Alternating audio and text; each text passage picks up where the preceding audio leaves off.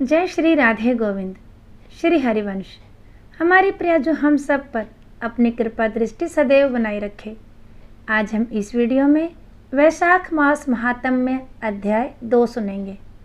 इससे पिछले वीडियो में हमने वैशाख मास महात्म्य अध्याय 1 सुना, जिसमें नारद जी राजा अम्बरीश जी को वैशाख मास में स्नान और दान का महत्व और नियम बताते हैं।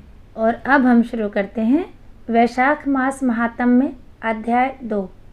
तो सबसे पहले प्रथम पूजनीय श्री गणेश जी अपने इष्ट और अपने गुरुदेव के श्री चरणों में वंदन करते हुए हम आज का अध्याय शुरू करते हैं। आप इस अध्याय को पूर्ण विश्वास, श्रद्धा भाव और प्रेम भाव से जरूर सुनिए। नारद जी के श्रीमुख से वैशाख मास की श्रेष्ठता और उसमें जल, छत्र, पादुका और अन्न आदि दानों की महिमा सुनकर राजा अम्बरीश बहुत प्रसन्न हुए। वे हाथ जोड़ते हुए नारद जी से बोले, हे मुनि श्रेष्ठ, यदि माधव मास सबसे श्रेष्ठ और भगवान लक्ष्मीपति को अधिक प्रिय है तो उस समय स्नान की क्या विधि है? वैशाख मास में किस किस वस्तु का दान, कौन कौन सी तपस्या तथा किस देवता का पूजन करना चाहिए? कृपा यह मुझे कहें।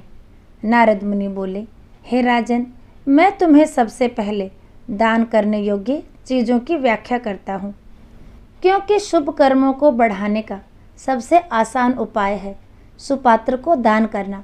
वैशाख मास में जो मनुष्य श्रेष्ठ ब्राह्मण को पलंग दान करता है, उस पलंग पर उसे सुख से सुलाकर ठंडी ठंडी हवा करता है तो उस प्राणी का शरीर हमेशा निरोगी रहता है।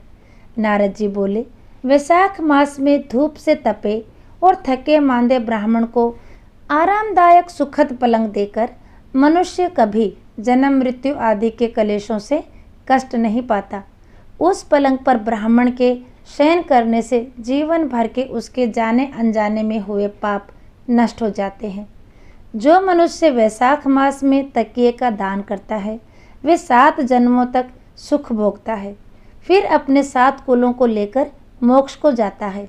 जो वैशाख मास में पहनने के लिए कपड़े और बिछावन देता है, वो उसी जन्म में सब भोगों से संपन्न हो जाता है और समस्त पापों से रहित हो मोक्ष को प्राप्त होता है।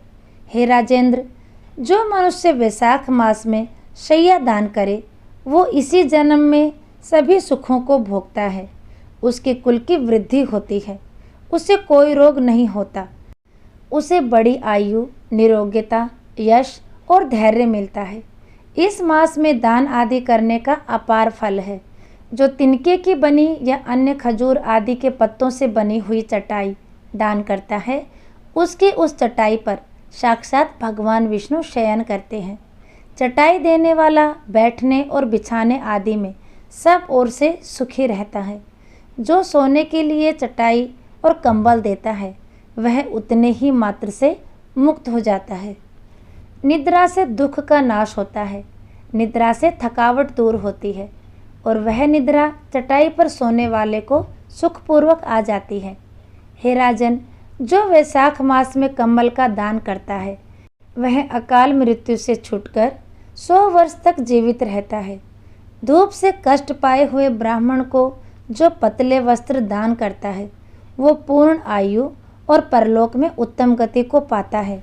कपूर भीतर की गर्मी को दूर करता है, अतः कपूर का दान ब्राह्मण को दें तो मोक्ष मिलता है और दुख का नाश होता है।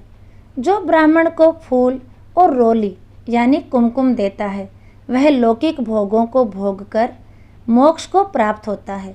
जो खस, कुशा और जल से युक्त सुगंधित चंदन देता है, वह सब भोगों में देवताओं की सहायता पाता है तथा उसके पाप और दुख की हानि होकर परमानंद की प्राप्ति होती है। वैशाख के धर्म को जानने वाला जो पुरुष गोरोचन और कस्तूरी का दान करता है, वह तीनों तापों से मुक्त होकर परम शांति को प्राप्त होता है।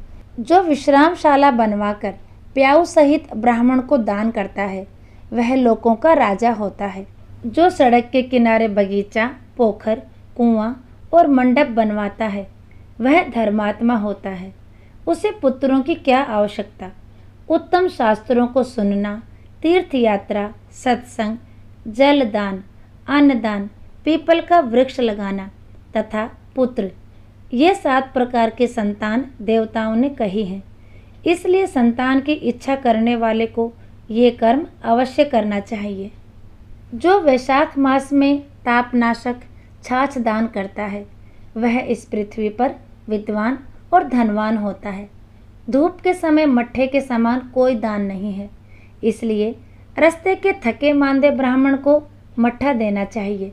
जो वैशाख मास में धूप की शांति के लिए दही और खांड दान करता है तथा विष्णु प्रिय वैशाख मास में जो स्वच्छ चावल देता है वह पूर्ण आयु और संपूर्ण यज्ञों का फल पाता है। जो मनुष्य ब्राह्मण के लिए गौ का घी दान करता है वह अश्वमेघ यज्ञ का फल पाकर विष्णु लोक में आनंद का अनुभव करता है। जो दिन के तप की शांति के लिए सायंकाल में ब्राह्मण को ईख दान करता है उसको अक्षय पुण्य प्राप्त होता है। जो वैशाख मास में शाम को ब्राह्मण के लिए फल और शरबत देता है उससे उसके पितरों को निश्चय ही अमृतपान का अवसर मिलता है। जो वैशाख के महीने में पके हुए आम के फल के साथ शरबत देता है उसके सारे पाप निश्चय ही नष्ट हो जाते हैं।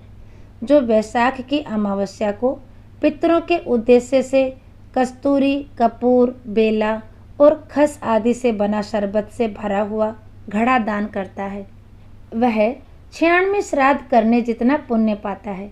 इतना कहकर नारद मुनि कुछ क्षण रुके और फिर बोले, हे राजन, अब मैं तुम्हें वैशाख स्नान की विधि बताता हूँ। ध्यानपूर्वक सुनो।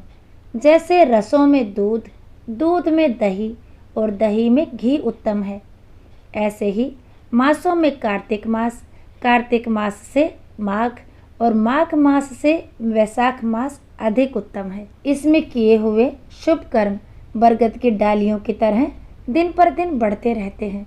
सूर्यदेव के मेष राशि में स्थित होने पर भगवान विष्णु के उद्देश्य से अवश्य प्रातःकाल स्नान करके भगवान विष्णु की पूजा करनी चाहिए।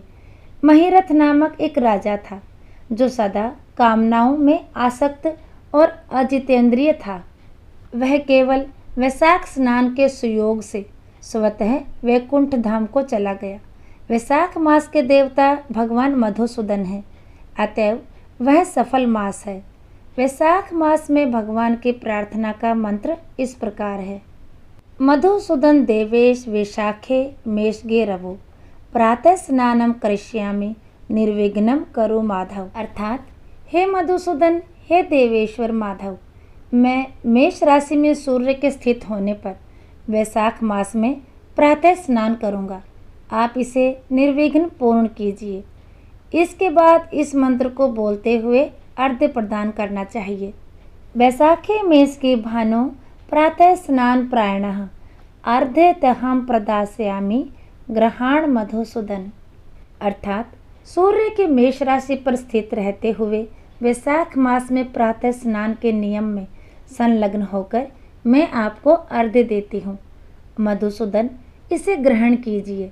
गंगा आदि नदी, सभी तीर्थ, सब जलाशय मेरे दिए हुए अर्घ्य को प्रसन्नता से ग्रहण करो और मुझ पर प्रसन्न होकर यथोचित फल दीजिए। इस प्रकार अर्घ्य समर्पण करके स्नान करें। फिर वस्त्रों को पहनकर संध्या तर्पण आदि सब कर्मों को पूरा करके वैशाख मास में विकसित होने वाले पुष्पों से भगवान विष्णु की पूजा करें। उसके बाद भगवान विष्णु की वैशाख मास के महात्म्य की कथा सुने। ऐसा करने से कोटि जन्मों के पापों से मुक्त होकर मनुष्य मोक्ष को प्राप्त होता है। जो वैशाख मास में तुलसी दल से भगवान विष्णु की पूजा करता है वह विष्णु के सायुज्य मुक्ति को पाता है। वैशाख में तेल लगाना, दिन में सोना, कांसे के पात्र में भोजन करना, खाट पर सोना, घर में नहाना, निषिद्ध भोजन करना, दोबारा भोजन करना तथा रात में खाना, ये 8 बातें त्याग देनी चाहिए। जो मनुष्य वैशाख में उत्तम कथा नहीं सुनता, ना किसी तीर्थ में जाकर स्नान करता, ना दान देता, वह नरक में जाता है और चांडाल योनि को प्राप्त होता है।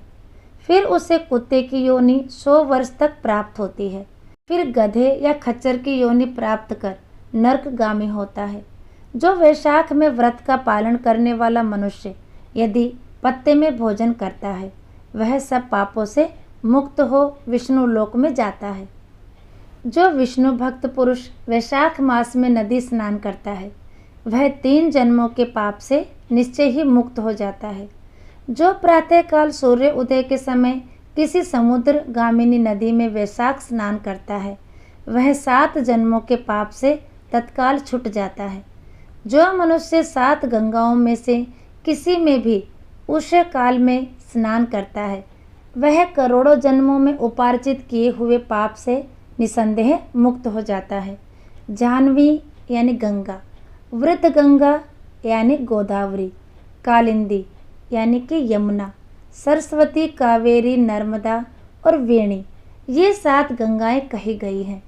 वैशाख मास आने पर जो प्रातःकाल बावलियों में स्नान करता है, उसके महापातकों का नाश हो जाता है।